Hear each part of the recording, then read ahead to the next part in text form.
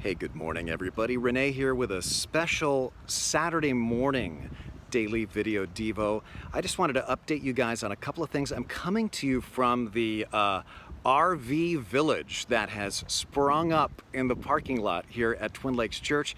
We've created this as a place for people with campers, cars, RVs to come and shelter if they've been evacuated. And you can see these rows of RVs all throughout our parking lot. Now, it's starting to fill up, so I wouldn't recommend that many more people come here. Cabrillo College in the lot next door does also have some space available, but we're delighted to be helping people in lots of wonderful local restaurants like the West End Gastro Pub and Crate Place, and Gordo's and others are helping to provide food for lunch and breakfast and dinner here, so we're so grateful to be doing that. Lots of great ministry happening here. I was able to baptize somebody yesterday, so that's very exciting. I wanted to update you about a couple of things. First of all, we were able to see our first pictures of Camp Hammer, and while it looks like most of the larger structures have been completely destroyed, there's a couple of good things. Number one, some of the structures somehow escaped destruction.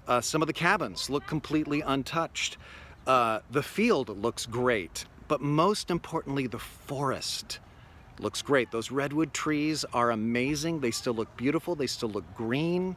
So for now, it looks as though the beautiful environment that's really the heart of Camp Hammer has survived. And so if buildings are rebuilt there, and that's the tentative plan, they will still be surrounded by what made us all fall in love with Camp Hammer. And we really want to come alongside our staff members who have lost their homes and so many of their possessions. You can do so at tlc.org/give.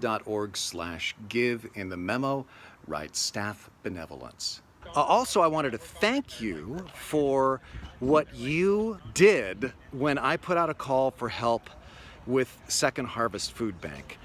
It was amazing. You guys showed up. The food distribution yesterday at the fairgrounds from 9 a.m. to 1 went great, and Second Harvest wanted me to pass along to you how grateful they are for all of your help and support.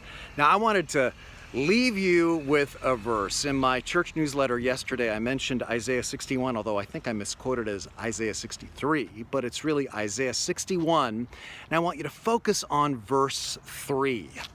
Which talks about God. He says, I will bestow a crown of beauty for ashes.